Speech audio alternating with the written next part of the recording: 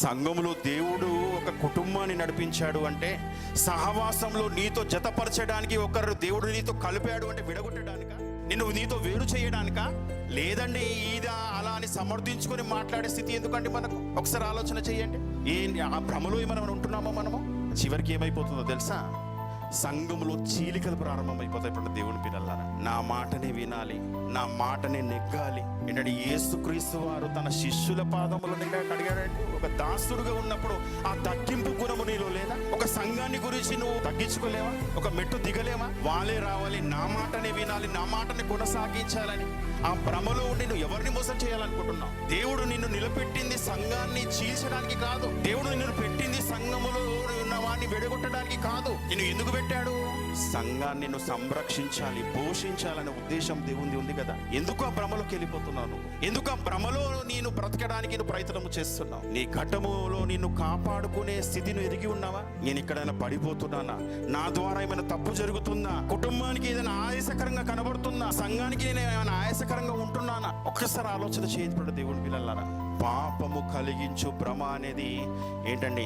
ఇది మనం ఏదో సామాన్యమైనది అనుకుంటున్నాం. ఇక దీంట్లో వెళ్ళిన వాడు ఎలా మారిపోతాడు? దుష్ట హృదయం. ఆ దుష్ట హృదయం అనేది ఎలా మారిపోతుంది అంటే, హృదయము అనేది కఠినంగా మార్చుకుంటాడు. కిందికి వెళ్ళి ఆ పదం ఒకసారి చూడండి మరొకసారి. ఎబ్రిల్కి రాసిన పత్రికలో 2వ వచనం చదవండి. సహోదరులారా, జీవము గల దేవుని విడిచిపెట్టి పోయినట్టు విశ్వాసము లేని దుష్ట హృదయము మీలో ఎవరికైనానో ఒకవేళ ఉండనేమోనని జాగ్రత్తగా చూచుకొనుడి. పాపము వలన కలుగు భ్రమ చేత మీలో ఎవరైనా కఠినపరచబడకున్నట్లు నేడు సమయం ఉండగానే ప్రతి దినము ఒకరిని ఒకరు ఏం చేయమంటున్నాడు? బుద్ధి చెప్పుకోమంటున్నాడు దేవుడు. లేదంటే పరిస్థితులు చేయి దాటిపోయిన తర్వాత చేసేది ఏముండదు. ఒక్కసారి మనల్ని మనం పరీక్షించుకుందాం. మనము వచ్చింది ఏదో భ్రమపడి కాదు, మన కుటుంబాలను కట్టుకోవడానికి, మన సంఘాన్ని కట్టుకోవడానికి, విశ్వాసములో లేని మన కుటుంబంలో ఉన్న వారిని రక్షణలోకి నడిపించుకోవడానికి. ఏంటంటే, వింటున్న ఈ మాటలు భ్రమ కాదు కదా.